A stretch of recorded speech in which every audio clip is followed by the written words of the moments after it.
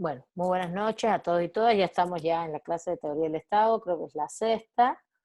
Eh, y vamos a seguir con la relación Estado-política, más bien es la relación política y Estado vinculada por un elemento fundamental que es el poder, ¿no? Que es el poder. Un elemento fundamental que es el poder y bajo la base de qué es el poder. En este sentido, Eh, aunque la clase pasada vimos todo lo relacionado a esta forma de expresión del poder, la política, desde Dussel, vamos a dialogar un poquito hoy cómo Bobbio nos los expone, ¿no? Bobbio dice al final, dice Bobbio, y para poder aglutinar un poco las posiciones, dice Bobbio, bueno, al final una teoría del Estado, que es donde se estudia el Estado, está inmerso en una teoría política, ¿no? Eso es un poco la relación de esta primera unidad. Y si el Estado está inmerso dentro de las teorías políticas, estas a su vez, pensando la política, están inmersas en, en las teorías del poder, ¿no? Y empieza a darnos elementos de cómo se ha pensado el poder desde diferentes autores y momentos históricos específicamente. Eh, a mí me interesa mucho en este caso, y les voy a dar algunos elementos, pero quisiera, ya la clase pasada hice algunas preguntas, pero muchos no habían leído, se supone que todos tenían que ya tener leído para esta clase las dos lecturas. Voy a dar algunos elementos de lo que nos plantea Bobbio y después de esto voy a ir haciendo preguntas eh, acerca de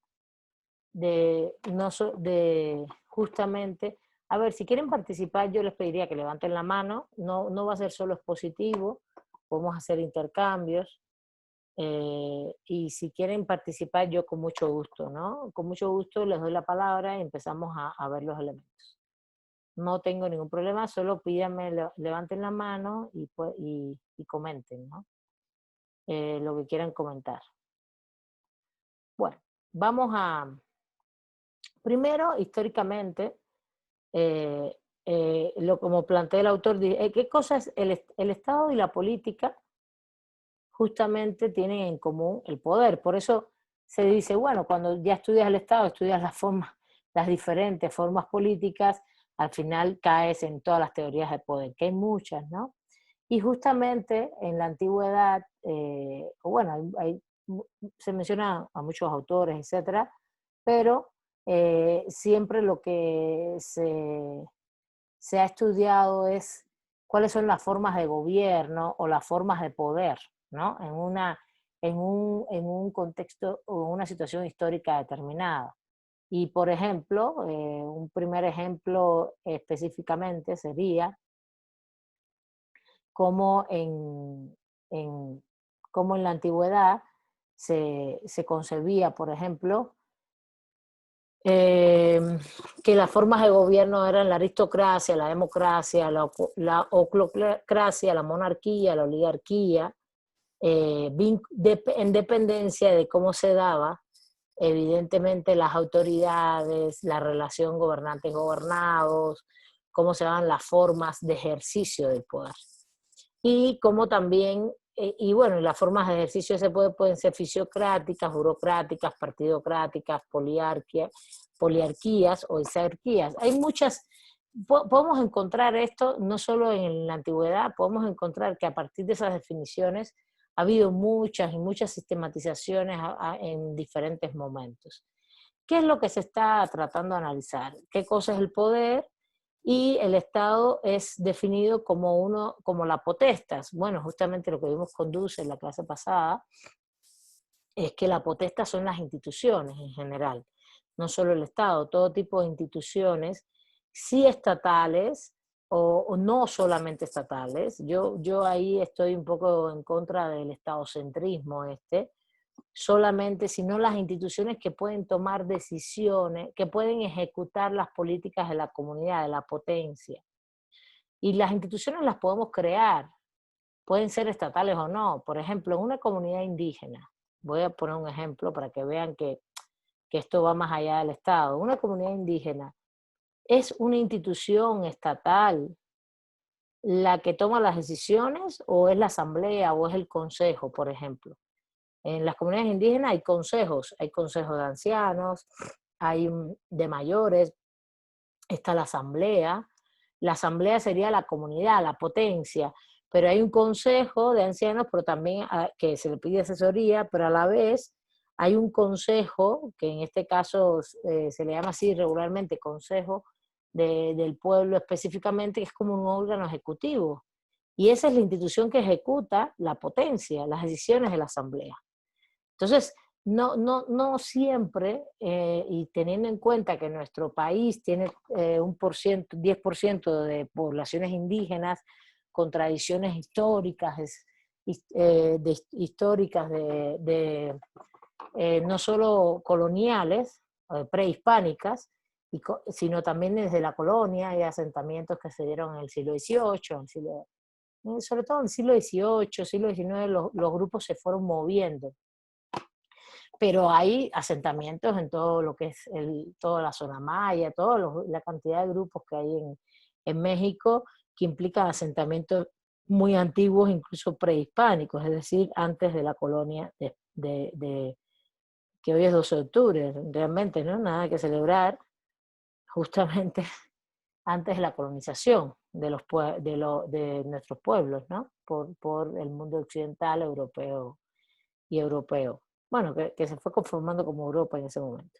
En este sentido, justamente lo que quiero es que entiendan esa relación, que cuando hablamos de que aunque los autores, los autores que estamos leyendo, cuando hablan de potestas, están, en el caso de Bobbio, de manera muy centrada, habla del Estado y de sus instituciones estatales, y esta clase es de teoría del Estado. Al final, esta es una clase que se va a desarrollar justamente a partir de analizar ese tipo de organizaciones políticas y cómo se dan sus relaciones, no solamente entre esas instituciones de organización política, sino hacia los gobernados y con los gobernados, o con la potencia. Estoy remarcando los conceptos para que ya los vayan asumiendo, ¿no? La potesta sería la institucionalidad, la potencia es la comunidad política, es decir, es la población, son los grupos.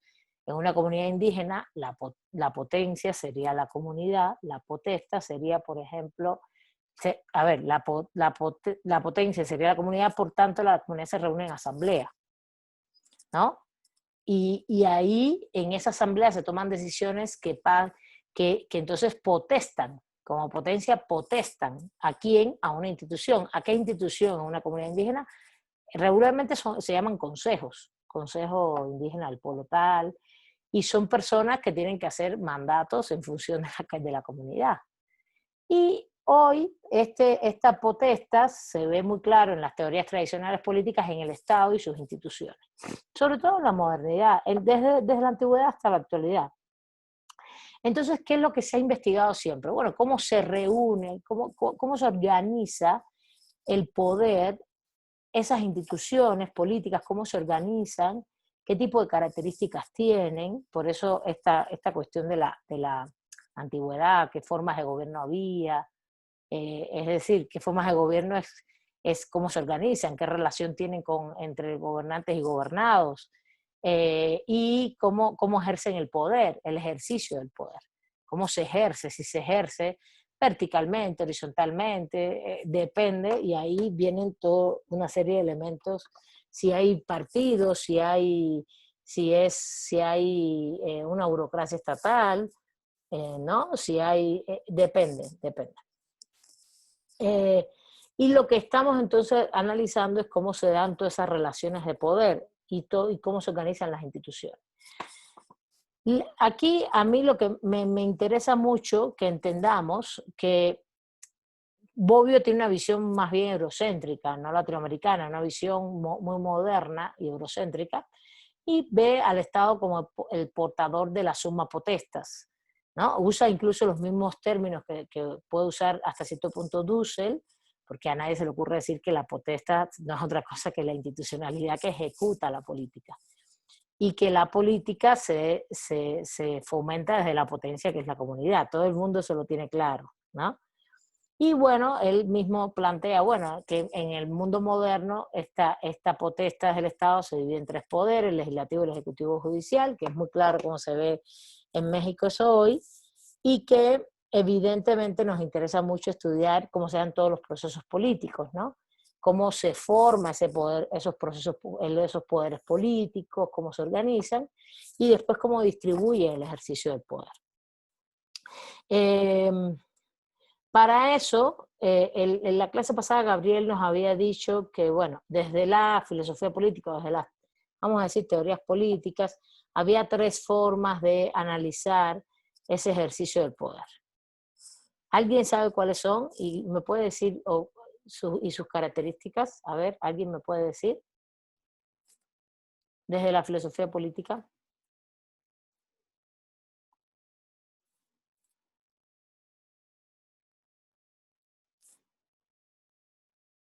¿No me pueden decir? ¿Ustedes están acá o no están? Saben que cuando terminemos esta unidad va a haber un examen, ¿no? Y el examen va a medir todo esto. No solo lo que yo diga en clase, sino todo lo que trae las lecturas. Hay que leer. Yo los veo dormidos, dormidas, no los veo participando. Yo espero que estén leyendo porque el examen es terminando los temas. Yo abro el examen un jueves y se cierra un domingo. A ver, Ángel Eduardo, por favor. Muy bien, gracias. Sí, maestra. Bueno, la primera es la sustancialista que la menciona Hobbes, que esta hace referencia a los medios que se tienen en el presente para obtener el bien en el futuro. Entonces, esto quiere decir que se entiende como un mecanismo que sirve para alcanzar lo que es el objeto de nuestro deseo. Y aquí el poder consiste en la producción de efectos deseados. Se puede adoptar aquí tres formas, que es el poder físico, Muy bien. el constructivo y el poder militar. Y en el poder, el siguiente es el poder subjetivista, que Espera. El poder físico ajá, justamente es el que es constrictivo, es el militar, justamente son tres tipos dentro de la sustancialista, que es en función de qué efectos quieres lograr. Está muy bien, de Hobbes. Se divide en tres, en poder físico, el psicológico y este que es que no está muy bien redactado cómo los pone, pero es el físico, el psicológico y el económico y mental. El económico. El físico es bueno, es el ajá, coactivo, es justamente ese poder que yo te obligo a hacer algo, ¿no? Te obligo a comportarte de una manera que cuando hablan de militar no piensan en el ejército, piensan en la coacción. Son justamente todo lo que implica que te pueden juzgar por un delito, las cárceles, todo esto. El psicológico implica amenaza, castigo, ¿no? Una promesa y promesas de amenazas y castigos, más bien, que es el segundo tipo de poder en los efectos. Y el tercero serían las promesas o recompensas que se derivan y expresan de lo económico, ¿no? De lo económico. Está ujú. como más redactado porque dice hay tres tipos de poder en el sustancialista y después parece que hay dos nada más, ¿no? Pero muy bien, muy bien. El otro, el subjetivista, que es el de John Locke. Adelante, sigue, continúa. Bueno, ahí John Luke lo que dice es que el poder no tiene no sirve para alcanzar el objetivo como tal, sino que es la capacidad del sujeto para obtener ciertos efectos. Y por último está el relacional, que es un concepto donde el poder se va a entender como la relación entre dos sujetos, de los cuales el primero obtiene algo del segundo, Ujú. esto en cuestión de su comportamiento. Muy bien.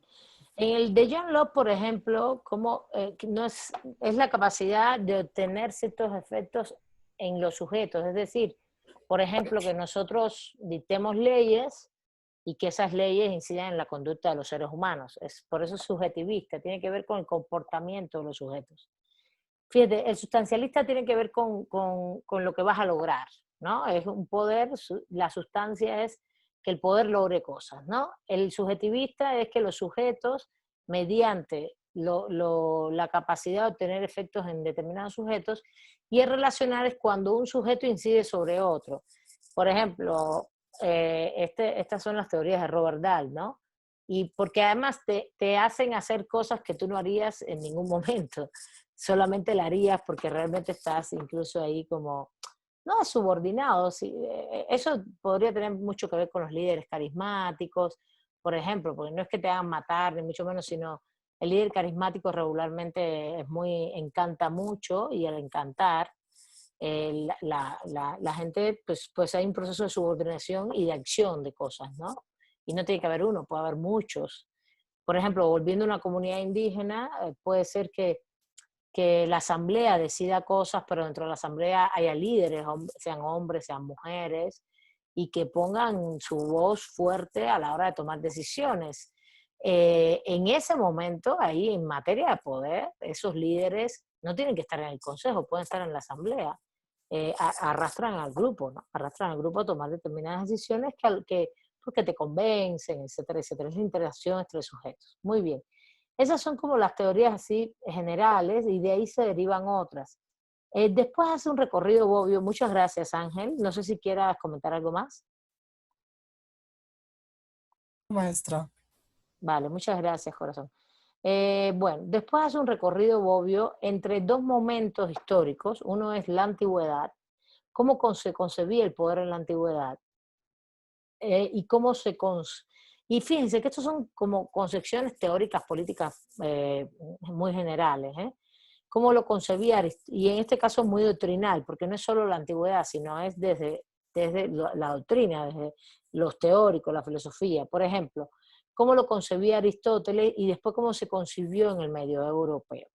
Y ahí da un brinco rápidamente después a la modernidad con Hegel, etcétera, etcétera. Ahorita lo vamos a ver. Por ejemplo, en la antigüedad, ¿cómo se concebía el poder?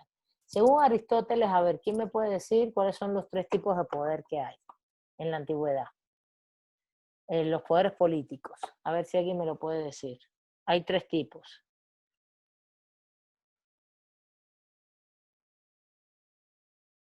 Araceli, a ver, ¿sí ya puedes hablar?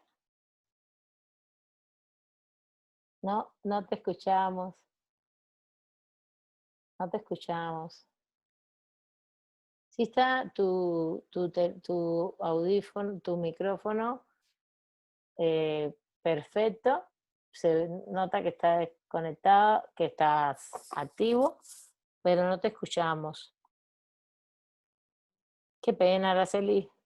Yo sé que estás estudiando y no has podido eh, participar.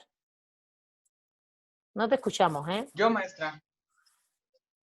Espérate, Gabriela Pérez Frausto había pedido la palabra. Después Sí, Guillermo. profesora. Ok, Ahora, gracias. Gabriela. Bueno, los tres tipos de poder que menciona Aristóteles es el poder paternal, que es el ejercido en interés de los hijos, el patronal, o también le llaman despótico, en interés del amo, y el político, que es en interés de quien gobierna. Esos son los tres que menciona Aristóteles. A ver, el paternal es la relación entre quién y quién. El paternal es es ejercido en interés de los hijos, así lo menciona Aristóteles. Sí, pero entre quién y quién. En los hijos, ¿con respecto a quién?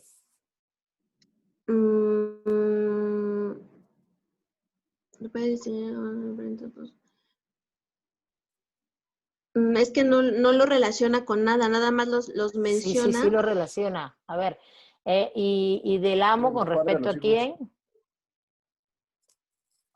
Ok, el amo, el patronal o despótico en interés del amo. ¿Con respecto a quién? Y bueno, está bien.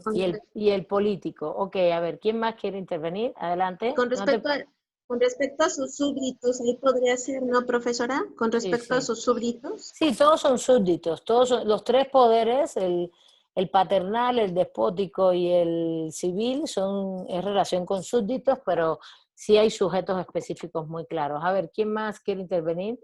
No sé si era Guillermo o alguien había hablado.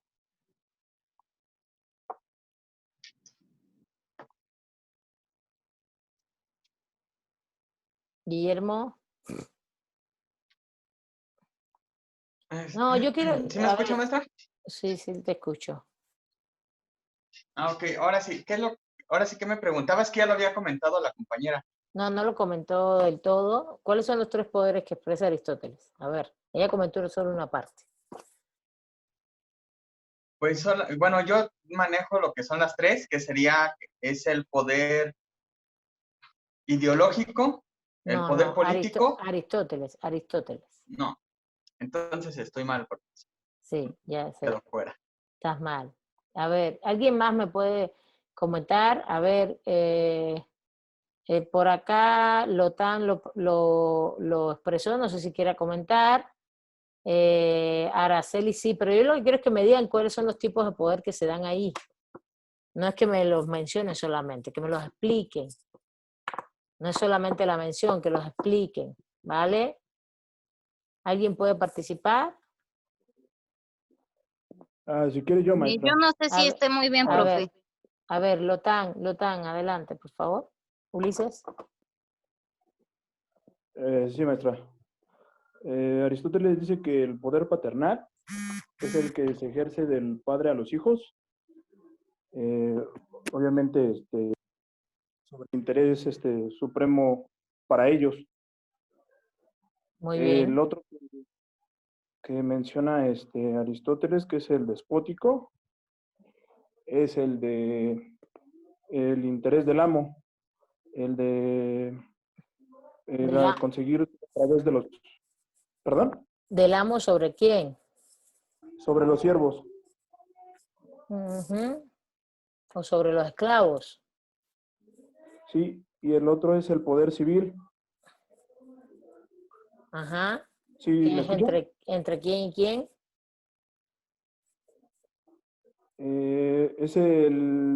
Es donde él está en el consenso, el tácito de No, eso los ya lo, dignatarios. sí, ajá, ok, muy bien, sí, muy bien. A ver, muy bien. El primero es, los poderes son el paternal, que tiene que ver con esa relación de poder natural. Eso es lo primero. A ver, compañeros y compañeras, tienen que leer toda la página, no busquen solamente el elemento básico. Hay que leer todo el texto. El poder paternal tiene que ver con un poder que es entre padres e hijos, es un tipo de poder que no solamente es un tema filial, sino es un tema de poder natural, ¿no? Le dan una característica de naturaleza y evidentemente es por el interés supremo de los hijos, que en este caso es el famoso poder patriarcal también, porque justamente en Roma el patriarca no es una autoridad, cuando se habla del pater familia, no el patriarca, el pater familias, no se habla de una persona que solamente sea tu papá o tu mamá. El pater familia es el que sustenta todo el proceso social, económico de una familia y, por ejemplo, puede estar subordinados a él personas que él las protege, por ejemplo, los famosos clientes en la Roma antigua, que no son otras cosas que los extranjeros, gente que venía y pues necesitaba una protección de alguien, y también están los hijos, etcétera, evidentemente, pero también estaban las esposas, ¿no? Entonces el poder paternal es eso, es un poder que va muy dirigido a un interés de relaciones naturales y un poco sociales, pero sobre todo en un ámbito filial, fraterno, etcétera. El otro es el poder del amo sobre el esclavo, del amo sobre los siervos, y ya es patronal y despótico. Ya tiene otra relación. De hecho, su característica no tiene nada que ver con lo económico, aunque pueda rozar lo económico, tiene que ver sobre todo también con la posibilidad del castigo, de que si haces algo, un delito, etcétera, te puedo castigar. Y el tercero es el poder político, también denominado civil, que es la relación entre gobernantes y gobernados, donde se supone que hay acuerdo entre las partes, ¿no? Son fundamentos de acuerdo entre las partes, donde evidentemente más bien se toman acuerdos para subordinarse a determinado, a un gobernante, por ejemplo. que es todas las visiones de las teorías contractualistas, al final, de delegación de la voluntad o de contratos, por un lado, de la población, de la potencia, la potestas al Estado, o de ponernos de acuerdo entre todos como un contrato social. Ahora, ¿qué es lo que pasa? Que justamente, fíjense, esto lo vimos con Dussel también, dice, pero justo Aristóteles también habla que hay un poder, que dentro de estas tres hay dos poderes que son corruptos para él. ¿Cuáles serían los dos poderes corruptos? Pues el patriarcal paternalista, porque tratan a sus súbditos como menores de edad, y aunque se vean naturales, y el despótico, porque trata, porque, a ver, voy al patriarcal naturalista, paternalista, porque tratas a los súbditos como menores de edad en vez de garantizarles la libertad. Yo te doy la libertad de hacer tales cosas y tú te puedes ir desarrollando. Y el despótico, porque trata a los súbditos como si fueran sin derechos, esclavos, siervos, etc. De hecho, lo que está aquí planteando Aristóteles es un poco lo que dice Dussel. A ver, no es lo mismo, estoy haciendo una analogía para que las categorías se vayan entrando. Es decir, bueno, cuando hay formas de expresión del ejercicio del poder, esto es lo que está diciendo Aristóteles aquí, son formas de ejercicio del poder, que te pone ejemplos, que no está hablando solo de padre e hijo, está hablando de cuando una forma de gobierno te trata como si tú fueras un menor de edad, un ciudadano menor que no puedes tomar decisiones. Eso pasa mucho, eso pasa incluso en la actualidad. Cuando las élites dicen, no, es que el pueblo no sabe, tiene que ser una decisión técnica, eso es un poder paternal. Eso es un poder paternal, ¿sí? ¿Se entiende? Patriarcal, incluso, de tratarnos como menores de edad a la ciudadanía. Es una forma de ejercicio del poder. Estamos hablando de formas de ejercicio del poder. Y justamente cuando nos tratan así, si vamos a Dussel, tendría que ver con la fetichización del poder. El poder dejó de ser lo que es, en vez de ser potestas, que hace lo que la potencia manda, trata a la potencia como si fuera menor de edad, a la comunidad política, y hace lo que entiende. O se hace autorreferente, como dice Dussel, se hace autorreferencial, es decir, ¿qué quiere decir que soy autorreferente? Es que yo el poder soy el que sé tomar las decisiones y lo puedo lo ejerzo en la toma, con mi toma de decisiones, porque yo soy el que sé, la aristocracia, yo soy el bueno que sé, porque tengo técnica. Eso es típico del argumento de las élites en la modernidad, ¿no? Tratar a la ciudadanía, ¿por qué las mujeres no votamos en el siglo XIX? Porque no tienen capacidad para votar, porque ellos no saben. ¿Por qué los negros no votaron? Porque no tienen capacidad para votar, porque no tienen propiedad, ellos no saben, entonces les van a comprar el voto. Fíjense si esto es un debate actual. Es un debate que no es del 19, incluso del 20. Nos siguen diciendo que lo mejor sería que tuviéramos autoridades muy técnicas, muy sabias, que supieran hacer muy bien todo. Esa es la tecnocracia. Y la tecnocracia es un tipo de aristocracia. Y que al final lo que están diciéndonos es, ustedes no saben, lo que sabemos somos nosotros, los que estamos en el poder. ¿Sí se entiende? Para que vean, porque estamos hablando de ejercicios del poder, que aunque lo haya dicho Aristóteles, no importa. Eso se expresa hoy en grupos de élites, en formas de ejercicio del poder. Bueno, el otro es el despótico, que tiene que ver con que te puede imponer una pena, y también se ve como un poder corrupto, se fetichiza el poder. ¿Por qué? Porque solo media el castigo, ¿no? Solo media el castigo para que haya una relación entre, en este caso, el amo, el esclavo, el amo, el siervo, etc. Y ya el tercero, que sería el poder civil, el poder entre gobernantes y gobernados, que hay acuerdos, etcétera, es que se supone que es la forma válida de ejercicio del poder.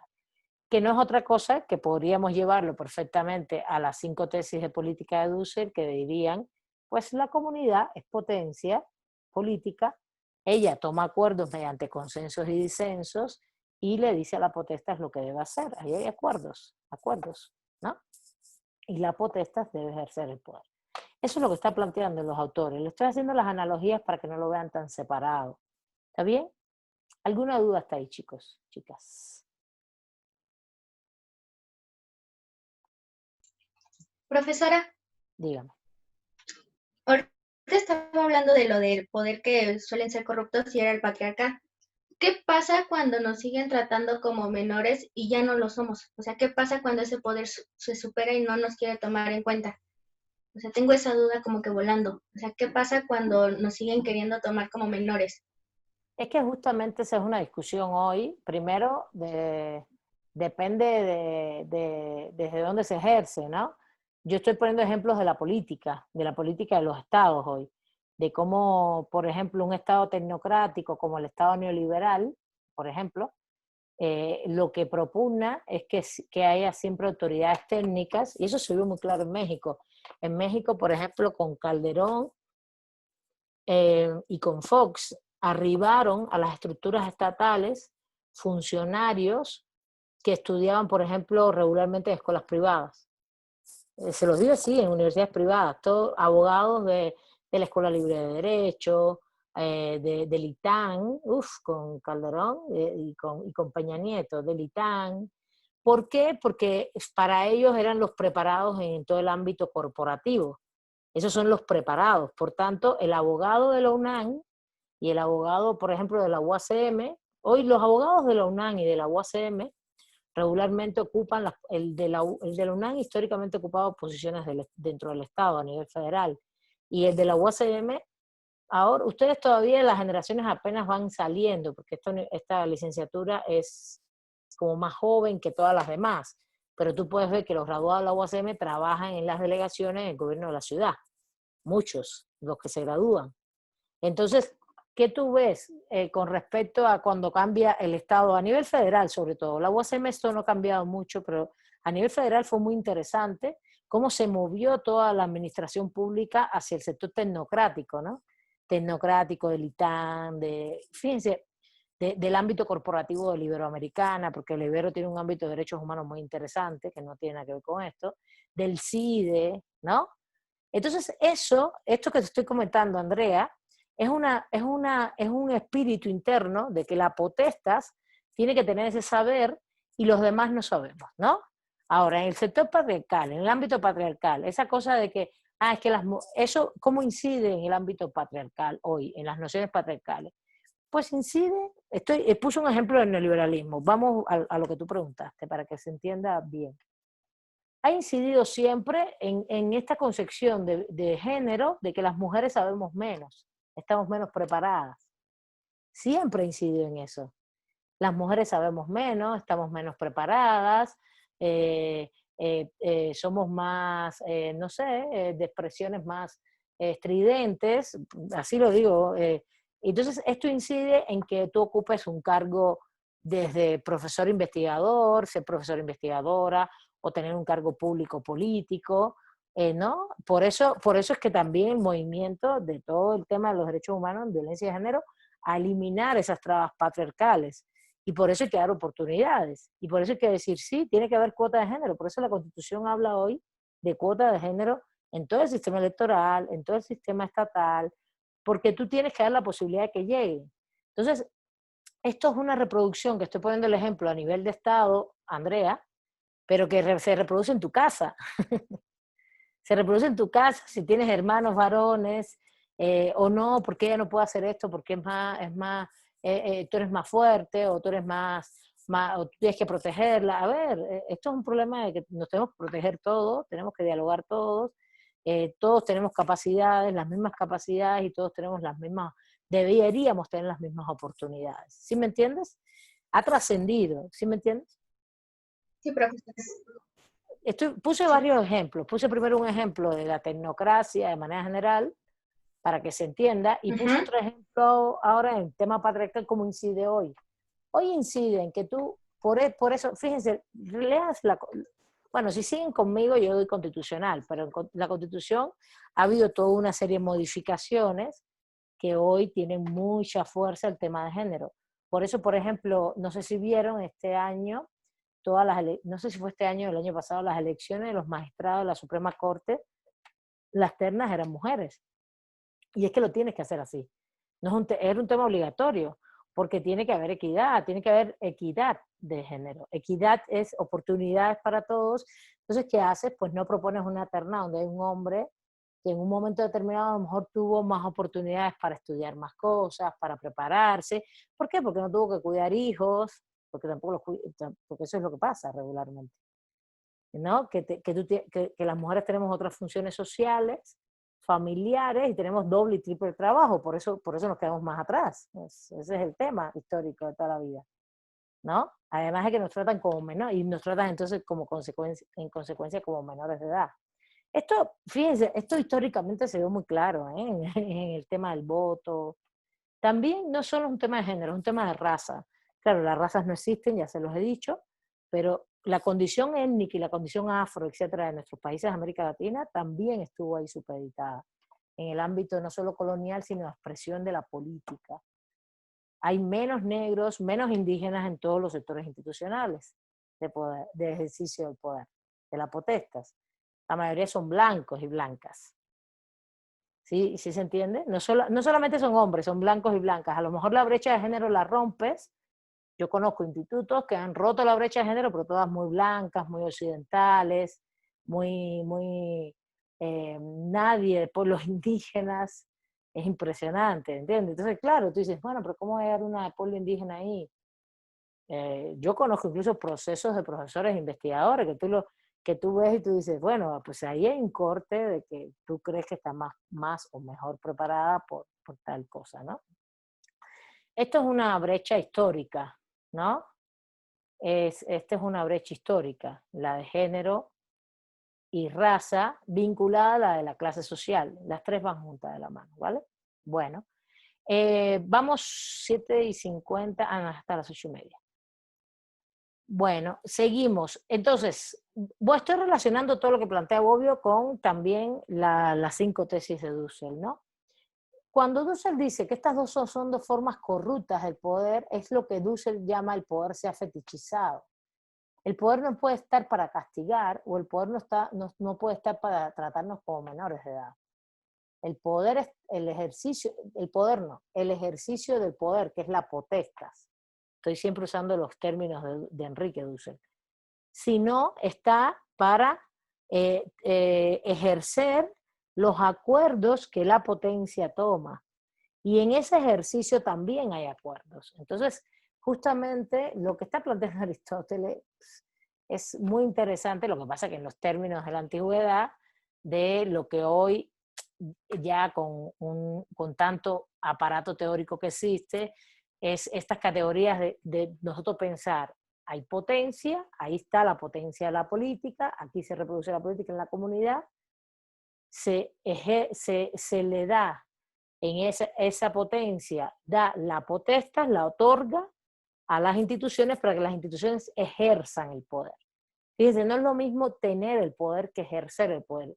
Yo creo, por eso estoy insistiendo tanto. Ejercer son las instituciones, que en este caso puede ser el Estado, ¿no? El Estado, o puede ser la comunidad indígena, el consejo de la comunidad. La asamblea es la potencia, el consejo es el que ejerce el poder. Nosotros tenemos el poder, ellos lo ejercen, porque nosotros le damos la potestad. La potestad. A ver, para que se lo aprendan y vean que no es tan difícil. Potencia, ¿qué implica? Potencia implica, a ver, se los voy a comentar. Potencia implica lo que dice la palabra, la potencialidad, el donde radica la esencia del poder, la esencia de la política. Eso es lo que es la potencia. Mientras la potestad es que yo te estoy dando la potestad de hacer algo, la potestad de hacer algo, ¿no? ¿Y dónde está el Estado? Pues en la potestas, en las instituciones, en el ejercicio. Entonces, yo tomo decisiones como comunidad y justamente el Estado o las instituciones ejercitan ese poder. ¿Cómo lo ejercitan? En función de qué, evidentemente, en función de la comunidad política. ¿Sí? A ver si alguien tiene alguna duda de esto. ¿Qué cosa sería la mediocracia? ¿El poder de la más media o la meritocracia, Gabriela? ¿A qué te refieres? ¿Si estás hablando de la más media o de la meritocracia? Sí, Me refiero a la mediocracia, al papel que desempeñan los medios de comunicación en torno a la política, por ejemplo, a la intención del voto, a la propaganda, etcétera, ¿no? ¿Cómo insertamos a la mediocracia en esta reflexión que hacemos en torno al ejercicio del poder? A ver, no encontraste, no encuentras en Dussel en el ejercicio delegado del poder, no encuentras la más media, ¿no? ¿O sí la encuentras? Porque la comunicación está en las 20 tesis. Pero yo creo que está más adelante. Sí, está más adelante. Bueno, quizá no llegué a la tesis 5 nada más. Ajá. Sí, claro. Es que hasta la tesis 5 es el funcionamiento esencial, ¿no? Potencia, potestas, de hecho es esto, es el poder. Justamente la tesis 1 está relacionado a... No, la tesis 1 es la metodológica, la 2 es la comunidad como potencia, la voluntad de vivir, queremos estar, vamos a hacer consensos, vamos a tomar acuerdos, tenemos que hacer factible ese poder que tenemos, es lo que dice, y entonces de la potencia pasamos a la potestad, le damos a las instituciones el ejercicio, pero yo recuerdo que sí lo tiene, el ejercicio positivo del poder, ¿no? Y después a la potestad se constituye el poder institucional como potestas, ellos hacen un ejercicio delegado del poder y ese ejercicio como potestad se puede alienar, es decir, se puede fetichizar y ahí, bueno, él hace primero el poder obediencial como debería ser, la vocación, etcétera. El poder obediencial es de la potestad, el ejercicio del poder es obediencial. Esto es importante que se lo estudien, no es tan... Y justamente ese ejercicio, justamente cuando se fetichiza es el poder negativo. El positivo es el que nosotros damos, el negativo es cuando se fetichiza el poder. Sí, hasta aquí, sí, estoy viendo bien el texto para que no se me quede nada. Sí. Bueno, realmente sí viene justamente con posteriormente, no le subí el texto completo, ¿sí se lo subí? Sí, ¿no?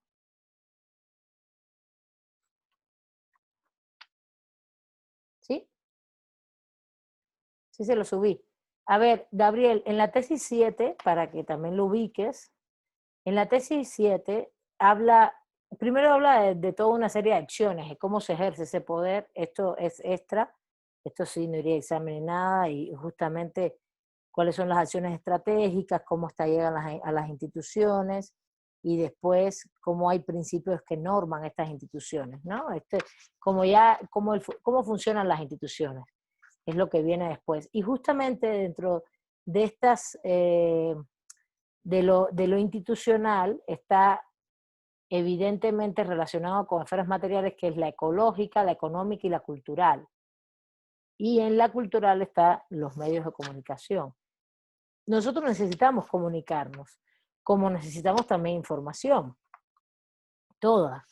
Y esto evidentemente, si bien puede en un momento determinado todo el sistema de comunicación o el campo de la comunicación es un campo que evidentemente, cuando se habla de instituciones acá no se habla solo del Estado, se habla de todo tipo de instituciones que se conforman para ejercer la potencia, es decir, los poderes.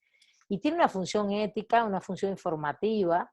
Entonces, lo que nosotros vemos hoy en la más media es un poder fetichizado de la más media, ¿no? Apropiado por determinados grupos y sectores económicos que incluso tergiversan información. Es terrible, es terrible. Manipulan información. Por ejemplo, eso que pasó en la pandemia, ¿no? Que un actor comunicativo, yo no voy a decir nombre porque realmente esto se está grabando y yo no voy a perpetuar a gente de esa calaña acá en un video, diga que no se le hagan caso a las medidas que se están emitiendo por especialistas, etcétera, etcétera, en caso de una pandemia que es tan grave, tan importante como es la salud de los seres humanos, de nosotros y nosotras. A mí me parece de que eso es un delito prácticamente, eso es un delito, porque es una instigación a la muerte. todavía hay gente que no cree que la pandemia existe. Es terrible eso. Para mí es terrible. Qué bueno que es una, por eso se habla de infodemia, de muchas cosas. Y fíjate, uno de los elementos importantes, si sigues las tesis, es el tema de no solo él habla de las instituciones y los principios que rigen las instituciones, y ahí está todo el tema cultural. Las instituciones no solamente es el Estado con poder educativo, legislativo, judicial, no. También está todo lo cultural, lo ecológico, etcétera, y también habla de los principios que rigen todo esto, ¿no? Principios normativos, éticos, económicos, políticos, todo esto, ¿vale? Entonces, bueno, ¿dónde está hoy la mediocracia, el poder de la más media? Hoy es clarísimo que evidentemente es parte de las potestas, del ejercicio del poder. Para mí está clarísimo. Pero fíjate, la necesidad está en la comunidad, nosotros. Nosotros tenemos necesidad de información y necesidad de diálogo, de retroalimentación, y no solo necesidad, sino nosotros también generamos información, generamos flujos de todo este tipo, y bueno, se crea una institución. Las instituciones que se crean hoy son todos los medios de comunicación, que son tremendos. ¿Qué es lo que está pasando ahí? Que hay un proceso de privatización de esas instituciones y de fetichización, diría Dussel, ¿vale? Sería un poder corrupto, es un tipo de ejercicio de poder corrupto. Adelante, creo que alguien levantó la mano, Rubí, creo. Adelante, si quieres hablar.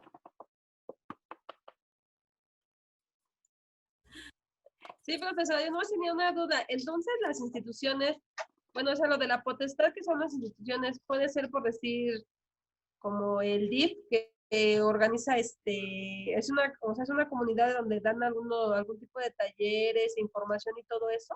Todas las instituciones estatales son parte de la potestad, sí, claro. Ok. El poder está en nosotros. ¿Qué somos nosotros? ¿Tú eres una institución o tú eres comunidad política? A lo mejor tú trabajas en una institución, tienes la dualidad, no pasa nada. Pero ¿qué somos nosotros? Comunidad política. Cuando se habla de comunidad política estamos hablando de nosotros mismos, de la población, de los que no ejercemos poder, que no tenemos ningún cargo en ningún sector, que no es un tema solo del Estado, sino todo el ámbito de institucionalidad, que incluso ahora la pregunta que hizo Gabriel es que ¿dónde está la más media? Pues también son instituciones. ¿Se entiende o no se entiende? Chicos, chicas, díganme. Sí, ya lo entendí, profesora, gracias. Bueno, entonces, ¿alguna Profesora, otra ¿lo duda? podría explicar de nuevo, por favor? ¿Qué cosa? Lo que acaba de decir, bueno, la duda de la compañera, ¿lo podría aclarar un poco más? Porque yo sí tengo como que un poquito la duda, pero lo estaba explicando. Ella me preguntó si el DIF, ¿qué cosa era? ¿Qué es el DIF? A ver, dime tú. ¿El DIF qué es? Andrea, yo creo que se friquió Andrea, su internet. Sí. Bueno, ahorita retomamos, porque Andrea yo creo que se friquió Ahorita retomamos lo que Andrea comenta, ¿vale? Ajá, como dice Fabiola, es una institución, exactamente, entonces sería potestas, ¿sí? Estamos hablando de las relaciones de poder, de que el poder está en nosotros y que el poder justamente se delega en las potestas. Y las instituciones son muchas, no solo el Estado, ¿vale? Son las instituciones de medios de información, que deberían ser públicos, ¿eh, Gabriel? Deberían ser públicos. Pero fíjate, no puede ser que nosotros hagamos una asamblea y digamos, no, háganse la idea incluso piensa en una comunidad indígena. Andrea, yo creo que a Andrea se le fue el internet. Ahorita vemos que entre. Pensemos en una comunidad indígena. ¿Ustedes creen que la comunidad indígena, cuando la asamblea discuten y se meten días discutiendo? De hecho, si ustedes participan con los pueblos, justamente ellos dicen, a nosotros no nos presionen, derecho a la consulta previa, libre e informada. A ver, ¿dónde está el derecho? En las potestas también. todo el derecho está allá arriba en las potestas. Entonces, no, Salvador, nosotros no somos una institución. No, nosotros somos la comunidad política. Entonces nosotros, sí, te enredaste, nosotros somos la comunidad política. Sería que nosotros estamos en la asamblea de la comunidad indígena tomando decisiones, comentando, dialogando, debatiendo. Para poner un ejemplo, somos comunidad política, gracias Araceli. Y empezamos a tomar acuerdos, ¿no? Y decidimos que dentro del consejo de la comunidad indígena necesitamos una persona que se encargue de toda la relación de la información, por ejemplo, con los medios de comunicación de la comunidad. Una comunidad que está en lucha, Cherán, ¿no? Entonces necesita que recopile todo lo que se publica sobre Cherán, pero a la vez que incida en los medios de comunicación, que dé las entrevistas, ¿no? Lo estoy poniendo en una comunidad para que lo vea un poquito más sencillo, ¿no? Y entonces en ese consejo va a haber una persona o dos que se van a dedicar a eso. Háganse la idea, véanlo históricamente, ¿qué ha pasado? Es que nosotros, lo que pasó históricamente es que en un momento determinado tuvimos necesidades dentro de ese ejercicio del poder histórico de tener información, de manejar esa información, y siempre los poderes se han fetichizado, las potestas. Entonces, la información es un medio muy importante para el ejercicio libre democrático y para que, entonces cuando tú tienes poderes mediáticos privatizados o también que estén subordinados a la institución estatal, al ejercicio del poder, no, pues no puede ser. Deberían responder a nosotros el ejercicio, la más media. Ese sería un poder institucional mediático que realmente valga la pena, que responda. Andrea, ya vimos que nos quedaste friqueada. Que responda, ya vimos que se te cayó la comunicación. Que responda realmente al bien común. A ver, cuando decimos que respondan nosotros somos sociedades ya muy complejas, las comunidades políticas, y tenemos muchos intereses diversos. Por eso tenemos que lograr acuerdos. Y en esos acuerdos, sí hemos logrado acuerdos históricos. Hemos logrado acuerdos en cómo nos organizamos institucionalmente, por ejemplo. Y en esos acuerdos institucionales decidimos ser una república. México decidió ser una república, ser federal. Así organiza el poder. Defender, tener una constitución, todo un sistema constitucional donde regula derechos. Y entonces fue decidiendo, y esa decisión, ¿ustedes creen que en la comunidad política esas decisiones son así? Nos hemos reunido, hemos tomado las decisiones y todo ha sido muy en flujo. No, todo ha sido mediante conflictos, mediante luchas entre grupos que estamos en la comunidad política y que incluso siendo grupos de la comunidad política tenemos disparidades, porque no es lo mismo Claudio X González que nosotros, está clarísimo, ¿no?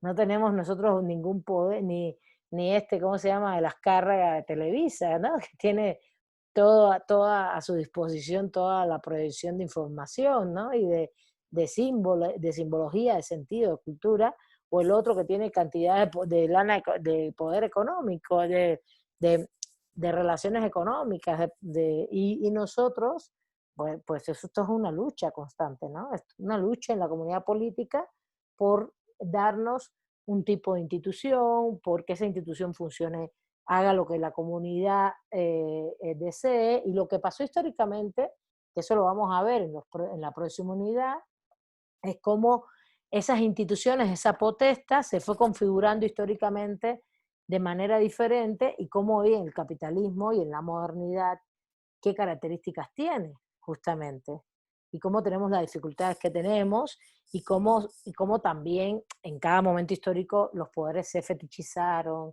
se cayeron. Ahora te doy la palabra, Gabriel, si te vi.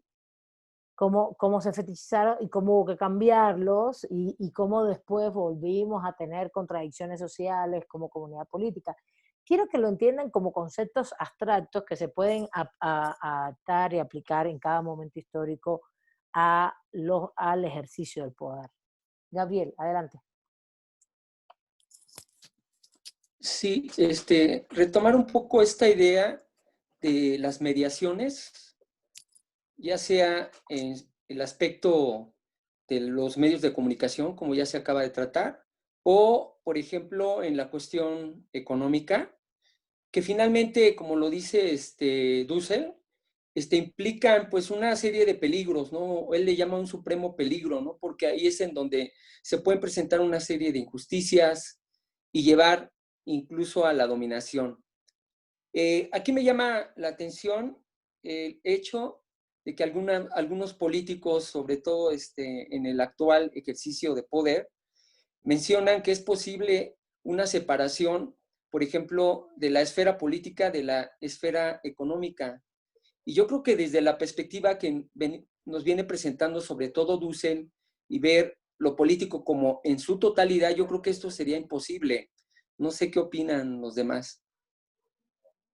¿Y por qué sería imposible? A ver, dime, abúndame un poquito más.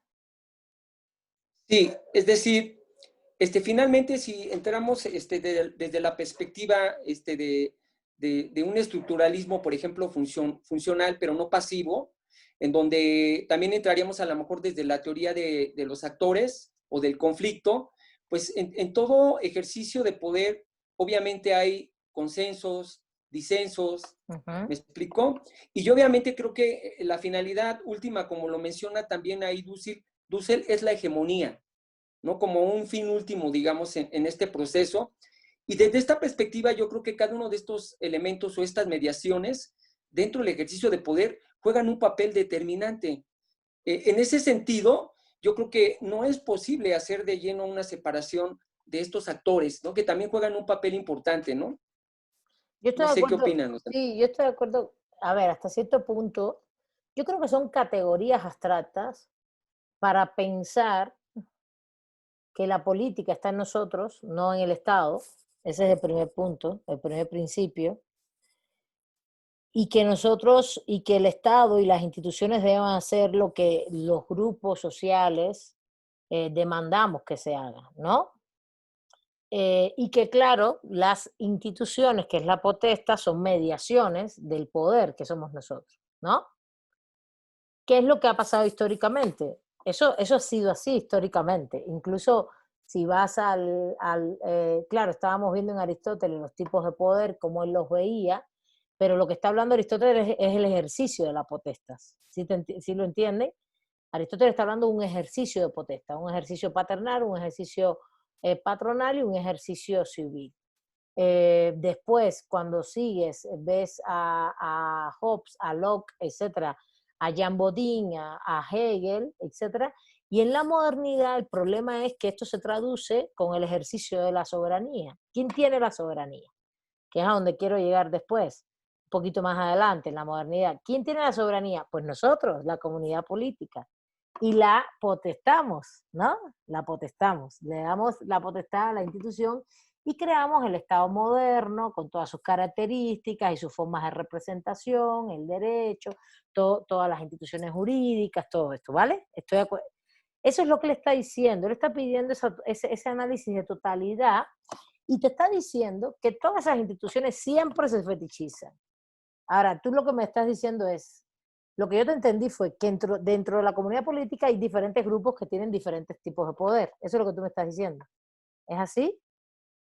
Y que entonces nosotros no podemos competir, por ejemplo, nosotros trabajadores o estudiantes, con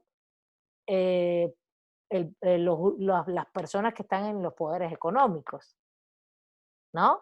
Y que incluso son dueños de los poderes mediáticos o de las potestas mediáticas y de los campos económicos, de todos los actores económicos, se supone que están te entiendo, y lo que te quiero yo decir es que justamente en el Estado moderno y con el sistema capitalista, el nivel de desigualdades en la comunidad política es atroz, claro está. En eso estoy de acuerdo contigo. Es un nivel de desigualdad en el cual yo soy ciudadana, tú eres ciudadano, Gabriel, y Claudio X González también es un ciudadano, pero tú, yo y Claudio X González no somos iguales, para nada. Ni estamos en una relación de igualdad, al revés, sino de gran desigualdad. Y claro, él incide más, puede ser en la potestad y en la fetichización de ese poder. Es verdad. Entonces lo que te pone son principios normativos de cómo debe ser la política. Ese es el tema. Y esa es la gran diferencia como filosofía política, ¿no? Yo estoy de acuerdo contigo que el tema es que la discusión, cuando hablamos de comunidad política, es que hay muchas desigualdades. Cuando hablo de desigualdades es de disparidad total, no solamente un tema de ingresos y solo de pobreza ni nada de eso, sino de disparidad en la capacidad que tenemos todos, porque fíjate que es parte del principio de que tenemos capacidad todos y todas para ejercer, para delegar el poder. Somos el poder y incluso tenemos capacidad para ejercerlo, para ser parte de las instituciones. Pero no, es verdad que no. Estoy de acuerdo contigo. Alguien, habían pedido la palabra acá.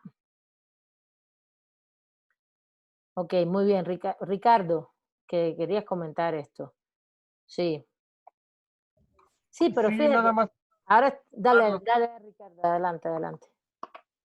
decía el compañero, en la tesis 4 de Dussel nos dice que el poder no debe fetichizarse y se debe mantener ligado al soberano y a sus representantes. Incluso hace un llamado a los jóvenes de manera patriótica para superar esto del yugo de la sociedad capitalista, para asumir una responsabilidad ética y servir a la comunidad.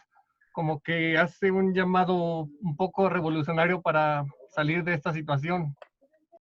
Sí, lo que pasa es que el nivel de fetichización, de corrupción de lo político es muy alto, está clarísimo.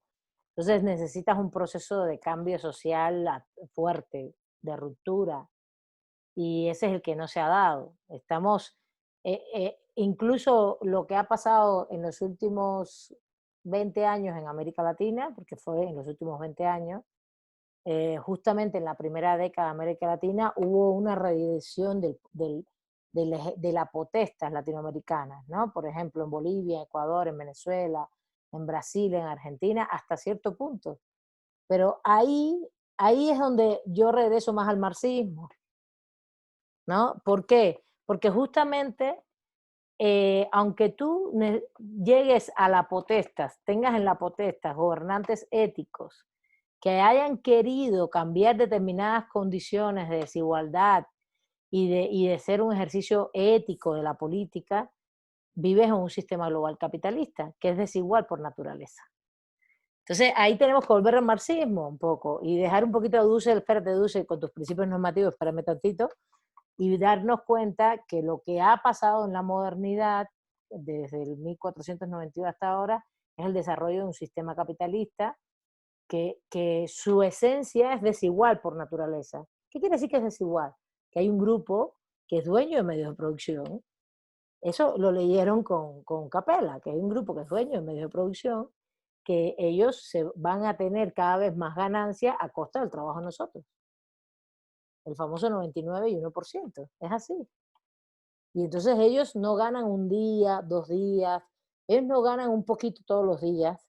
Ellos no ganan hoy 1, mañana 1, pasado 1. Ellos ganan hoy 1, mañana 2, pasado 3, dentro de 3 días 4, dentro de 4 o 5 días 5 y así.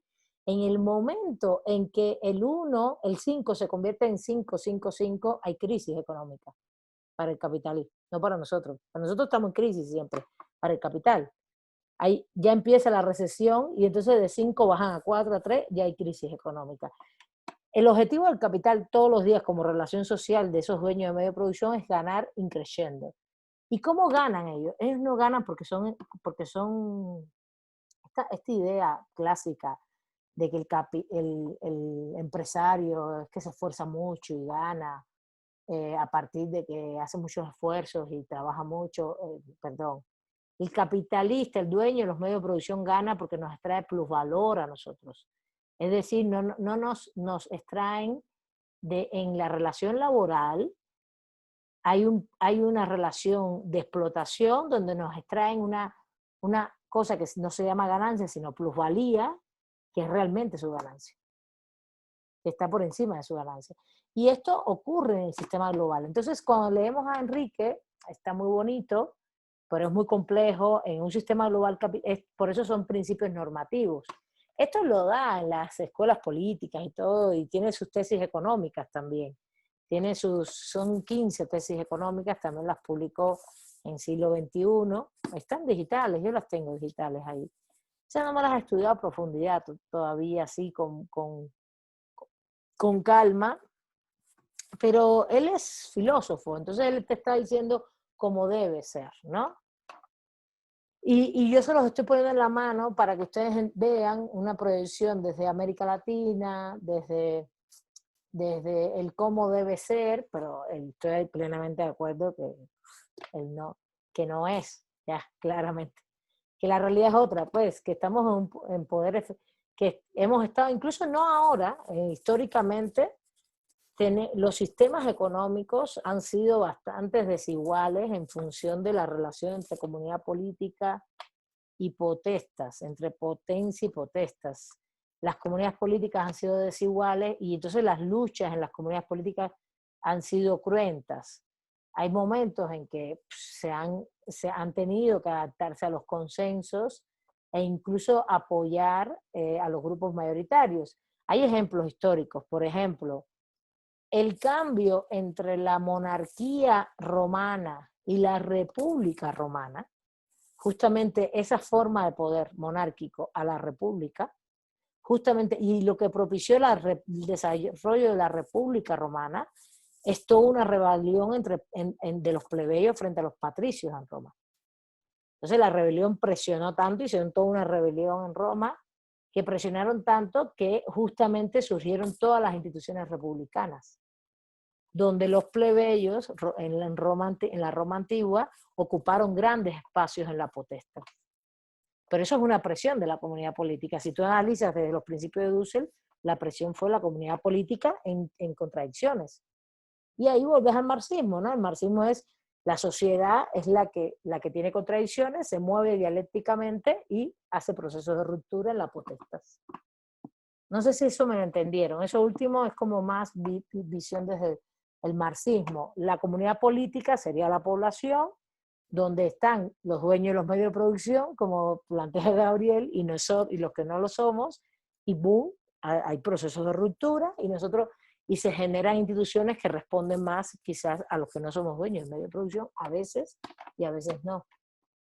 O se generan instituciones, el tema, por ejemplo, los derechos humanos, siempre han sido un concepto, podemos dar una clase, un semestre completo de derechos humanos, y todo su devenir histórico, y vamos viendo cómo su construcción es una construcción, sí, occidental, eurocéntrica y todo, estoy de acuerdo con eso, pero que es una construcción que no solamente es una construcción ideada desde los poderes, desde las potestas, sino de las luchas políticas también. Entonces, ¿y qué son los derechos humanos? Pues parte del derecho y son institucionales, por tanto es potesta, es como el ejercicio, es una institución que tiene ejercicio, que nosotros lo usamos para decir, nos falta esto, nos falta lo otro, tienes que hacer tal cosa. ¿Está bien?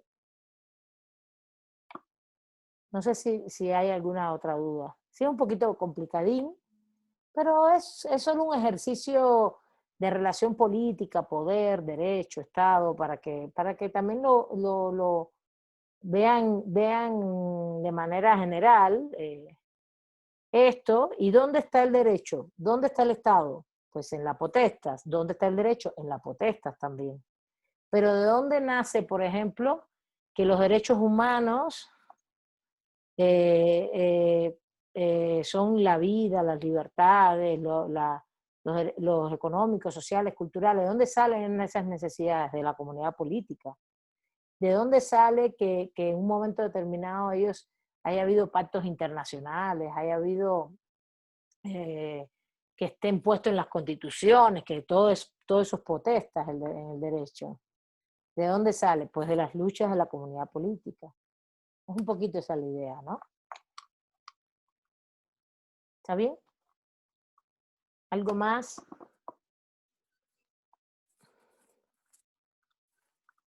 Bueno, para ir cerrando, porque ya la clase se está acabando, voy a ver, aunque hablamos de Aristóteles y después está el medioevo europeo, que en el medioevo europeo sí, la potestad se divide en dos, que es la Iglesia y el Estado, y justamente se divide incluso las dos concepciones en cosas muy diferentes. El Estado es el uso legítimo de la fuerza, que en este caso es el Estado feudal. Nosotros vamos a estudiar el Estado ese feudal para que lo vean, para que entiendan. Y la iglesia es una potestad, pero que es simbólica, cultural, por ejemplo. Simbólica, es cultural. Lo que nos va a enseñar la iglesia, si el Estado tiene poder coactivo, la fuerza física, la iglesia tiene un poder directivo. Es más bien que directivo es que nos dirige. ¿Hacia dónde? Hacia el buen hacer, hacia salvar nuestras almas, hacia no cometer errores, y realmente no es un poder del todo coactivo. Eso es una distinción importante en la historia occidental de la humanidad. Cuando hablo hablo occidental, porque todo lo que estamos comentando aquí de los autores, Norberto Bobbio es muy eurocéntrico, ¿no? Por eso a mí me gusta ponerles a Dussel para que hable un poquito más de América Latina, pero Bobbio está pensando en Europa, Europa y punto, Europa y el mundo occidental. Aquí de Asia, de África, no estamos. Y cuando yo hablo de comunidades indígenas, hablo de las nuestras, pero recuerden que África está llena de comunidades originarias, con el Ubuntu, por ejemplo, como filosofía de ellos propia, y todas las comunidades originarias del mundo tienen puntos en comunes con lo que yo he estado diciendo acá, ¿eh? Hay principios de funcionamiento muy parecidos, y en la India o en China, en los países asiáticos también hay comunidades originarias, sobre todo rurales, gente que tiene formas de funcionamiento diferentes a los estados occidentales y a esta forma céntrica del Estado moderno. Bueno, entonces para ir cerrando, después viene toda la modernidad, y ¿dónde se centró la discusión? En cómo en quién tenía la soberanía, es decir, cómo tiene el pueblo, la comunidad política, la soberanía, que es la potencia, y cómo ésta se iba a ejercer en la potestas, que es el Estado. Y la discusión en la modernidad fue esa, es cómo se fue organizando el Estado moderno a partir de la categoría de soberanía, que era evidentemente el soberano inicialmente era el rey, la cosa monárquica, pero después es la población. ¿Quién tiene? De hecho, ahí cambia, ahí no es la comunidad política la que tiene la soberanía, es el rey, el que ellos consideran soberano. La discusión se centró, se fetichizó incluso el concepto de potencia y se puso en el soberano, en los monarcas, y de los monarcas justamente la ruptura en la modernidad madura, que es la Revolución Francesa. Todo eso lo vamos a ver en clase, no se asuste. La modernidad francesa, la Revolución Francesa, las independencias de América Latina. No vamos a ver las revoluciones, vamos a ver los tipos de Estado y cómo se vio la potencia y la potestas ahí. Y vamos a ver, y entonces pasó toda la discusión de la soberanía a la población, a la ciudadanía, y de ahí que el ejercicio de la potestad fuera desde diferentes puntos de vista, de diferentes maneras. ¿Cómo se organizó la potestad en la modernidad madura? 1789 para acá. ¿Cómo se organiza la potestad? Pues las formas de Estado y formas de gobierno. Y regularmente lo que se va a organizar mucho mejor ahí, esto ha sido una discusión desde la antigüedad, pero justamente a partir de 1789, 1776 en Estados Unidos y del siglo XIX, 1800 en América Latina, la organización de la potestad está entre repúblicas y monarquías. Y las repúblicas, ¿cómo eran? Si eran parlamentarias o eran presidencialistas, las monarquías parlamentarias, y cómo se ejerce esa potestad todo el tiempo, y qué relación tiene con nosotros, con el soberano, que somos nosotros, la población. Ese es un poco para que entiendan más o menos por dónde va todo este ejercicio del poder. Ya para cerrar, posteriormente Bobbio habla de estas tres formas de poder, que es el económico, el ideológico y el político. ¿Cuál es el tema aquí? Que una cosa, claro, esto ya sí es una concepción que se aleja de la de Dussel. Dussel habla de campos y que los campos se interrelacionan, es decir, el económico, el ideológico, el político para Dussel, que en caso, él no habla de ideológico, habla de cultural, económico y político son campos que se relacionan y que son atravesados por diferentes situaciones, ¿no? En este caso ya Bobbio lo expone como tres poderes que realmente interactúan en una sociedad, va exponiendo todos los autores como lo dicen, y cómo la política como poder tiene primacía. Primacía, que lo que está diciendo es que son las instituciones, la potestad la que tiene primacía. Y cómo se va a ver la legitimidad de ellos. Seguimos la próxima clase y cerramos estos elementos de Bobbio y seguimos haciendo la comparación con Dussel, porque aquí sí son dos perspectivas diferentes a partir de acá, ¿vale? ¿Está bien? Yo he hecho la analogía, he hecho la comparación, no la analogía, la comparación para que entiendan mejor Dussel, que es un poquito más complicado, y vayan entendiendo. Y todo lo que voy preguntando en clase son los elementos, hagan como mapitas conceptuales. Como por ejemplo ahorita en las lecturas yo hago notas y expongo los puntos fundamentales de la lectura, ¿no? Los tipos de poder que está diciendo, todo esto. Y así no es un tema de aprendizaje memorístico, a mí eso no me interesa, sino que entendamos la complejidad de concepciones de la política y el como poder de nosotros en la comunidad y como poder y el ejercicio del poder en la potestad, pero a la vez que históricamente, que es lo que propone Bobbio, o Bobbio cómo lo va tratando históricamente, cómo se fue conceptualizando de diferentes maneras. ¿Está bien? Y cómo incluso Bobbio la que te expone finalmente son las concepciones liberales del Estado moderno capitalista actual. Y Dussel te lo expone desde la filosofía de la liberación, desde la visión de un deber ser liberador, que dice Ricardo, bueno, nos está haciendo un llamado a la revolución, pues Dussel está ubicado en otro lugar, Dussel quiere que sea de otra manera, eso no quiere decir que así es, como bien dice Gabriel, ¿no? ¿Está bien? Sí, no sé si me van comprendiendo, ¿no? Por eso dedicamos una clase a filosofía, a la ciencia, a la teoría política, porque son diferentes. La filosofía es el deber ser, es lo que queremos que sea, no es lo que es. ¿Está bien? Bueno, son las 8:30, ya cerramos. Vamos cerrando, les agradezco mucho y les agradezco mucho